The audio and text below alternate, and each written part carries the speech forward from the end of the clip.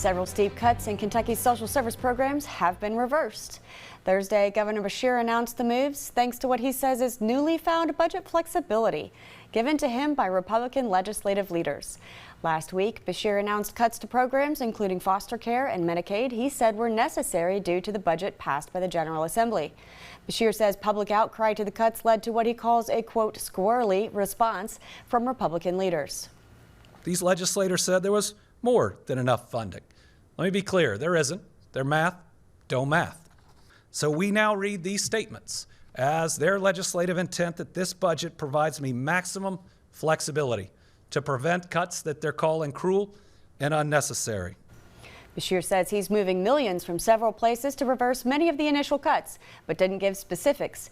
We've asked Republican legislative leaders for a response. Trey, what do you think of this unique approach? I think it's interesting that Andy Beshear says newly found flexibility.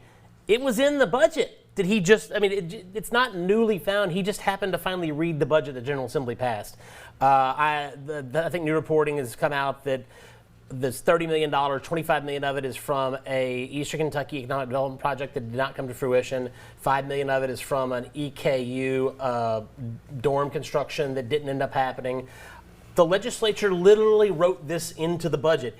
Andy Beshear freaked out and got mad when he had the power. He got mad himself. He had the power to do this all along.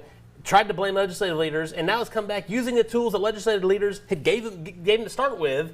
I don't know why the governor. This is the fourth this week. He's just unnecessarily picking fights with the legislature.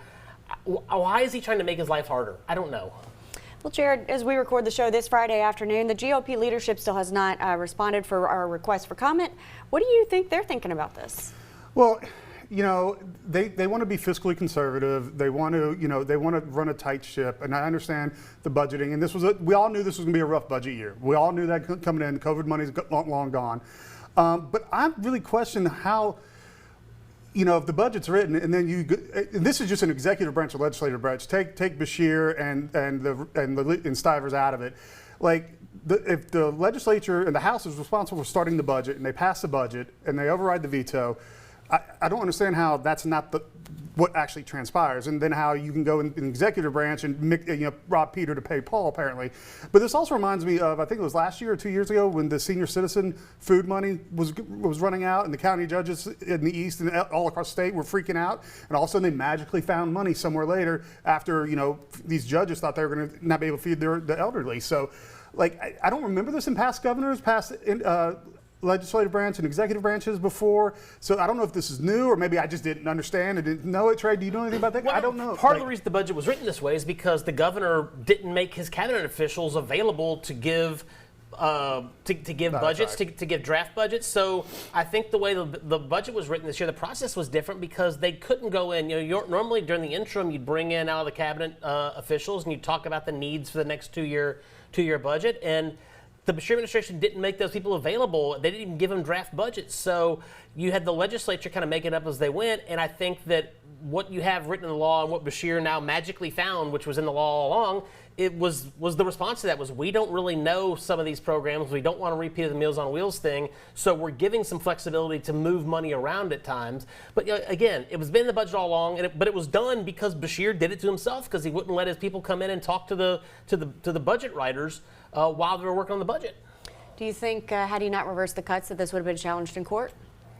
I don't know, because once the budget goes to the executive branch, they've got leeway. And again, this budget was written to give the governor's office probably more leeway than governors have had in the past because of those kind of unknowns about what the money was going to be needed. So I don't know that it was a court issue, but it certainly was a political issue. And the governor picked a fight, and he was like fighting with himself.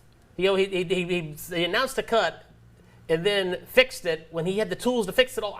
Well, to that point, Jared, very briefly, is the cutting of social service programs the place for political wrangling? Well, I got really upset, and I said on this show that I don't care who's responsible for the Meals on Wheels disaster, whether it was the executive branch or legislative branch, but to fix it. I remember looking in the camera and saying that. And it's kind of here when we get back to Medicaid, we don't need to have political battles over the most vulnerable people in our society. That really bothers me. It really, really bothers me. Although I would have loved to be a fly on the wall of the House A&R chair's office when he found this out.